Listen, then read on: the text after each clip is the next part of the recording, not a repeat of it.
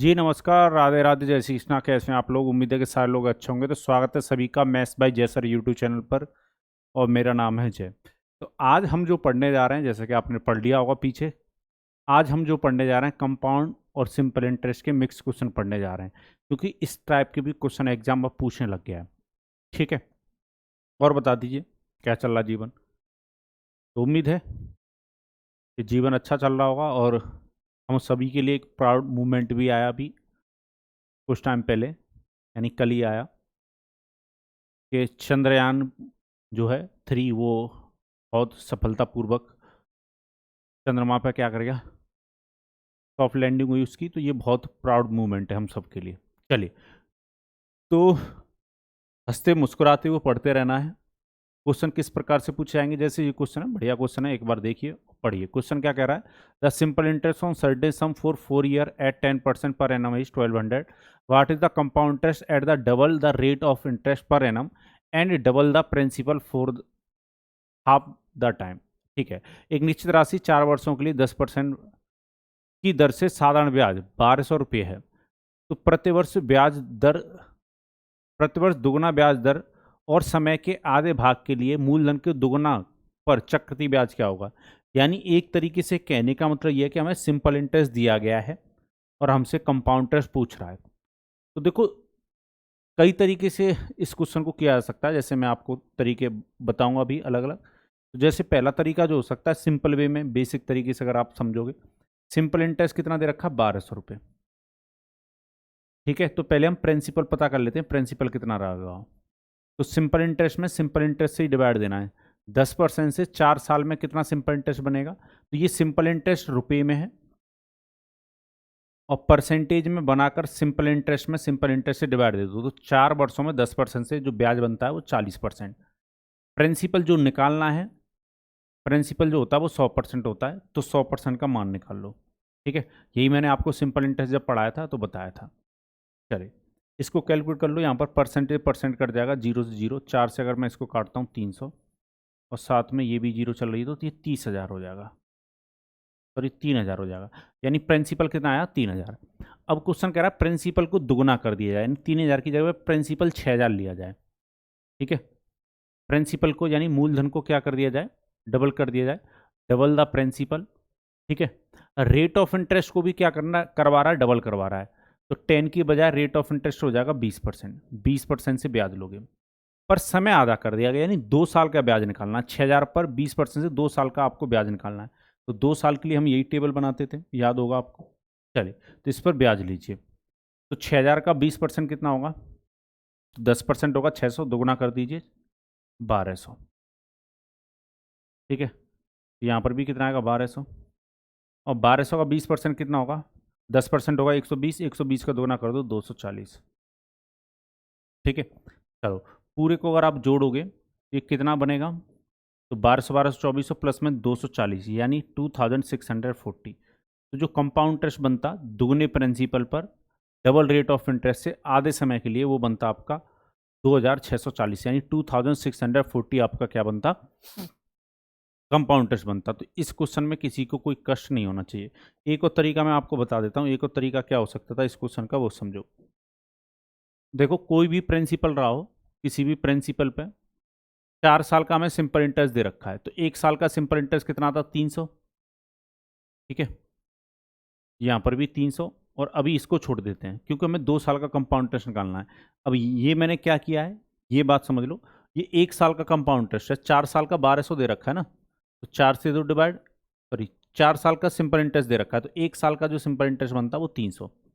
ठीक है, पर हमें सिंपल इंटरेस्ट तो 4 साल का दे रखा है, तो 1 साल का 300 बनता। पर हमें कंपाउंड इंटरेस्ट कितने साल का पूछा गया? 2 साल का। आपको याद होगा रेट, मतलब जो हमारा टेबल होता है 2 साल के लिए वो यही होता है। तो सिंपल इंटरेस्ट पहली लाइन में आता, तो यहाँ पर भी 300, यहाँ पर भी 300। अब क्वेश्चन हमसे ये कह रहा है जो ब्याज की दर है वो क्या कर दी जाती है? डबल कर दी जाती है, यानी 10 की बजाय ब्याज की दर ना 20% ली जाएगी। ब्याज की दर कितनी ली जाएगी? 20%। तो पहली बात तो ये समझो कि ब्याज की दर अगर दुगना हो रहा है तो यहाँ पर भी तो ब्याज दुगना मिलता। तो 300 को दुगना कितना मिलना चाहिए? यहाँ पर 600, और यहाँ पर भी कितना? 600। ठीक है भाई, अगर ब्याज की दर डबल कर रहे हो तो ये जो सिंपल इंटरेस्ट है यहाँ पर मिलने वाला ये भी तो डबल हो जाएगा।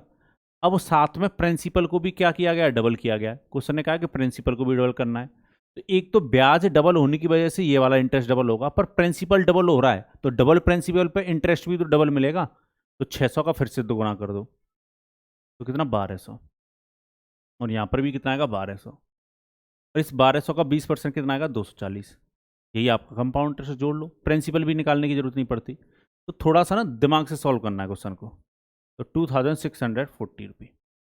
ठीक है, चलिए। तो उम्मीद है ये बात आपको समझ में आई होगी। और बताइए जीवन कैसा चल रहा है, किसी को कोई कष्ट या परेशानी, मन में हलचल, दुख दर्द, गम हुआ हो तो बताइए। चलिए, ये क्वेश्चन है, पढ़िए। क्वेश्चन कह रहा है अमित ने साधारण ब्याज पर 2500 रुपये की राशि उधार ली, उतनी ही राशि चक्रवृद्धि ब्याज पर उधार ली। 2 वर्षों के अंत में भोला को अमित से 160 रुपये अधिक ब्याज का भुगतान करना पड़ा। प्रतिवर्ष लगाए गए ब्याज की दर है। क्वेश्चन कह रहा है Amit borrowed a sum of ₹25,000 on simple interest.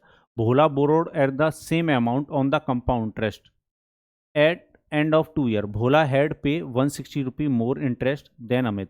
The rate of interest charged per annum is. Amit ने साधारण ब्याज पर 2500 रुपये की राशि उधार ली। भोला ने उतनी ही राशि चक्रवृद्धि ब्याज पर उधार ली 2 वर्षों के लिए। अगर वैसे देखा जाए तो दोनों ने बराबर धनराशि ली है भाई।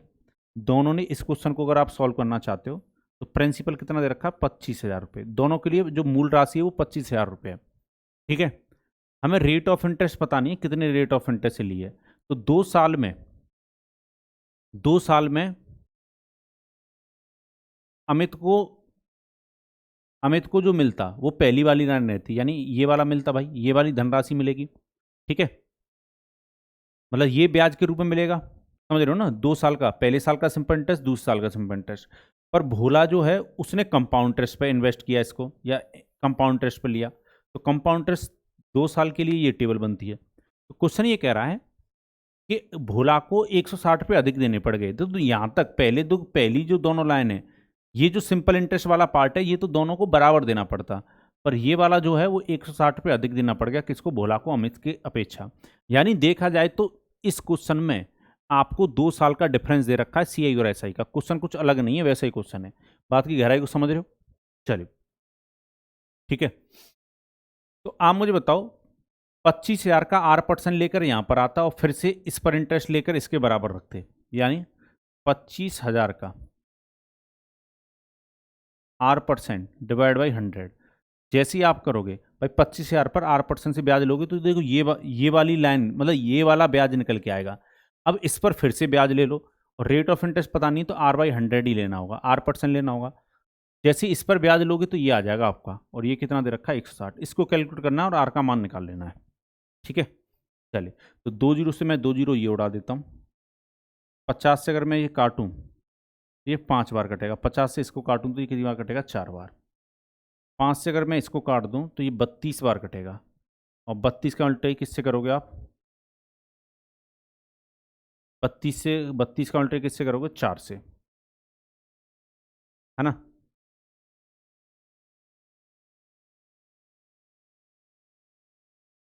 25 से कितनी बार कटा? 5 बार। 25 से कितनी बार कटा? 4 बार।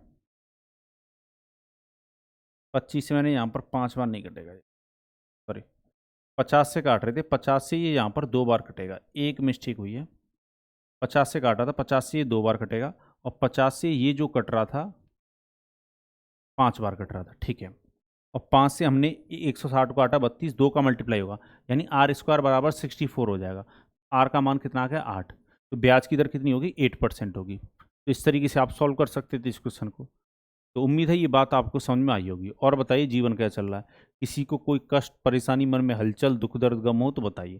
देखो ये क्वेश्चन है, ये भी क्वेश्चन बहुत अच्छा है।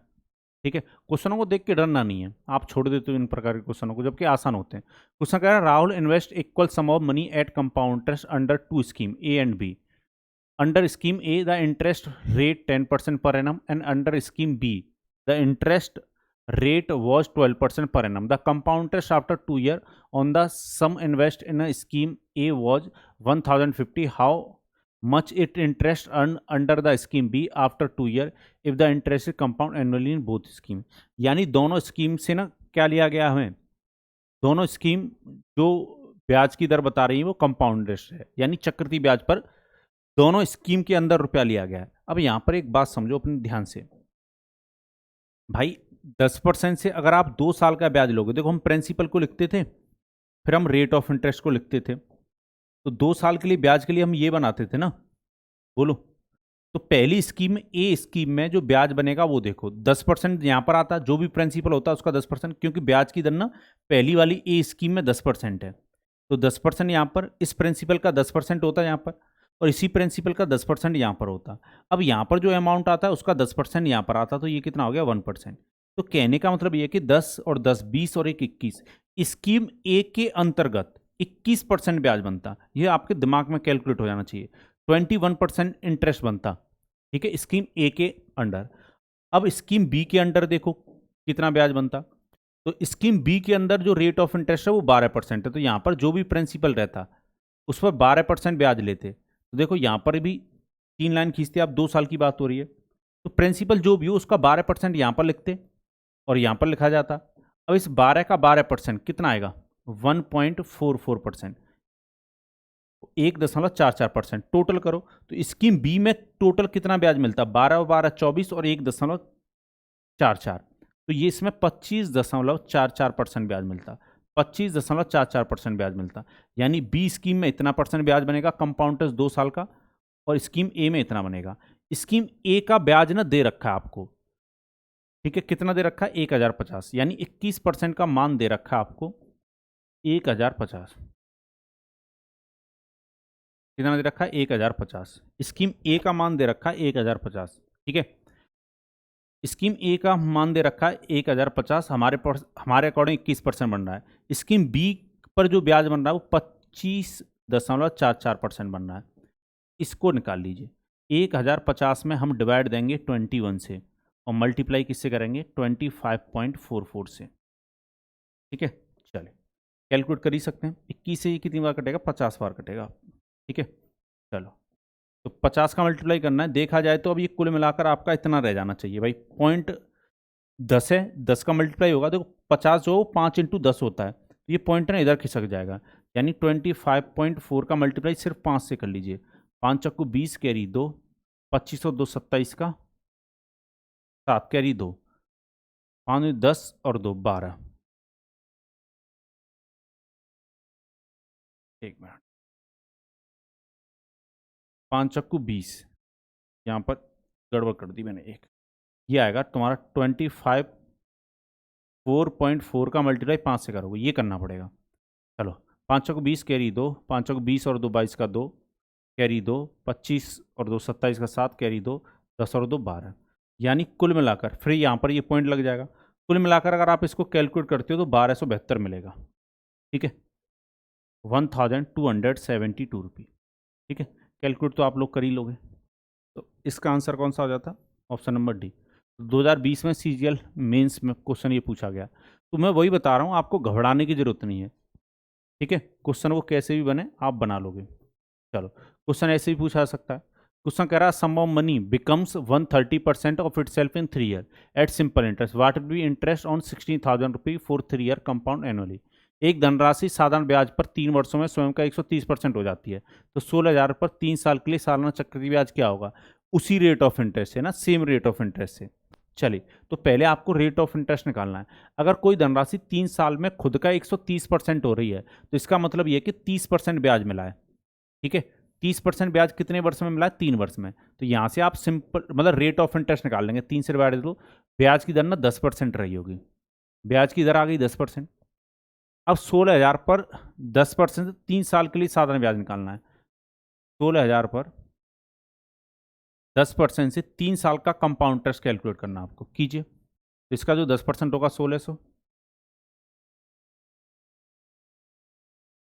ठीक है, और फिर से कितना आएगा 1600, और 1600 का 10% कितना 160, 1 2 3, अब सब पर इंटरेस्ट लोगे,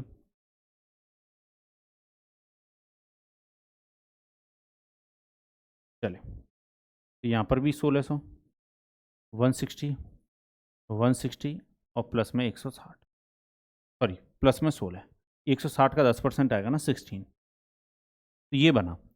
कैलकुलेट कीजिए इसको, यूनिट डिजिट पे 6 आना चाहिए, 3 ऑप्शन में आ रहा है तो कैलकुलेट करना ही पड़ेगा। तो 1600, 1600, 1600, ये टोटल कितना हो जाएगा आपको पता है 4800, 4800 हो गया।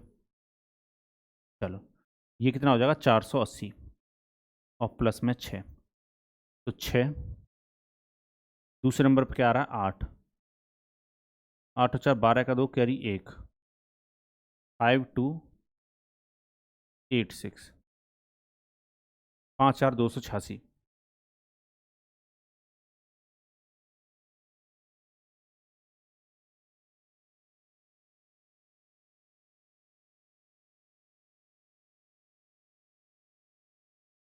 अड़तालीस सौ, एक बार देखिएगा ये होना चाहिए आंसर, ठीक है। चले यहाँ तक किसी को कोई कष्ट या परेशानी, मन में हलचल, दुख दर्द गम नहीं होना चाहिए। 86 ही आएगा पीछे तो, ठीक है। चलिए तो उम्मीद है आप लोग बना लोगे। और बताइए कैसे चल रहा है जीवन। अब देखो क्वेश्चन ऐसे ही पूछा जा सकता है। क्वेश्चन कह रहा है प्रिंसिपल ऑफ 3000 रुपये amount to 36,000 a principal of 30,000 amount to 36,000 in 5 year at simple interest. What will be compound interest on the same principal for 2 year? 30,000 रुपये पर मूलधन पर साधारण ब्याज लगाकर 5 वर्षों में 3600 रुपये हो जाता है। तो उसी मूलधन पर 2 वर्ष के लिए चक्रवृद्धि ब्याज कितना होगा? चलो कहने का मतलब ये है उसी मूलधन पर 2 वर्ष के लिए चक्रवृद्धि ब्याज कितना होगा। तो देखो यहां पर भी क्वेश्चन आसान है। ये 30,000 रुपये हमें क्या बताया गया, प्रिंसिपल बताया गया, मूलधन तो चेंज नहीं किया जा रहा है। 5 साल का ना सिंपल इंटरेस्ट दे रखा है। 5 साल का सिंपल इंटरेस्ट कितना बनेगा, ये ना इतनी हो जाती है धनराशि, ध्यान रखिएगा। तो ब्याज ना 60,000 रुपये 6,000 रुपये मिल रहा है, ब्याज ना 5 साल में 6,000 रुपये मिल रहा है। तो आप 1 साल का साधारण ब्याज निकालो। 1 साल का साधारण ब्याज कितना होगा 1200, यानी 1200 रुपये ब्याज की रूप में मिल रहा होगा। तो पहले वर्ष भी यहां पर कितना आएगा 1200 और यहां पर भी कितना आएगा 1200, ठीक है। समझ रहे हो ना। टोटल 6,000 रुपये ब्याज बन रहा होगा। देखो प्रिंसिपल दे रखा 30,000 और मिश्रधन यानी अमाउंट दे रखा आपको 36,000। तो 6,000 रुपये ब्याज के रूप में मिल रहा होगा। 6,000 रुपये ब्याज के रूप में 5 साल में मिला, तो हर साल कितना मिल रहा होगा 1200 रुपये। 1200 रुपये साधारण ब्याज मिलता होगा 1 साल में। तो हमें तो 2 साल का कंपाउंड इंटरेस्ट निकालना है। तो आपको पता है पहले वर्ष का सिंपल इंटरेस्ट यहाँ पर, दूसरे वर्ष का भी सिंपल इंटरेस्ट यहाँ पर, सिंपल इंटरेस्ट तो बराबर रहता है। अब अगर हमें ये पता लग गया तो हम बता देंगे कंपाउंड इंटरेस्ट कितना बन रहा है। तो हमें ये कैसे पता करना है, हमें ये देखना है कि ये जो 30,000 का 1200 कौन सा भाग है, यानी 1200 में डिवाइड दे दो इस 30,000 से। ये देखो कितना भाग है, 1200 जो है वो 30,000 का कितना भाग है। तो 2 जीरो से 2 जीरो काट देते हैं। 3 से काटोगे 4 बार कटेगा, 3 से काटोगे 100 और 4 से काटोगे ना 25, यानी 1/25वां भाग है। यहाँ पर जब 1/25 हो रहा होगा तब ये आ रहा होगा, ठीक है ना। या आप रेट ऑफ इंटरेस्ट निकालना चाहते हो तो वो भी निकाल सकते हो, 4% रेट ऑफ इंटरेस्ट आएगा। पर मैं ये कह रहा हूँ डायरेक्ट ही निकाल सकते हो। तो यहाँ पर 25 से काटोगे इसको तो कितनी बार कटेगा 48, 48। आपका जो कंपाउंड इंटरेस्ट बना 2 साल का वो कितना बनेगा 1200 1200 2400 और प्लस में 48, तो ये बनेगा आपका 2,448 रुपये।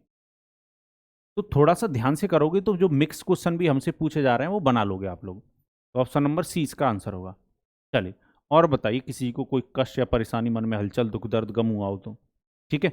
चलिए एक बार मुझे कमेंट बॉक्स में कमेंट करके अब ये सारे लोग मुझे बता देना कि अगला जो टॉपिक है वो आप कौन सा पढ़ना चाहते हो, ठीक है। जरूर बताइएगा कि अगला टॉपिक आप कौन सा पढ़ना चाहते हो। मेरी तरफ से सिंपल इंटरेस्ट और कंपाउंड इंटरेस्ट पूरी तरह क्या फिनिश है। तो इसी के साथ मुझे दीजिए अनुमति। हंसते रहिए, मुस्कुराते रहिए। जय भारत।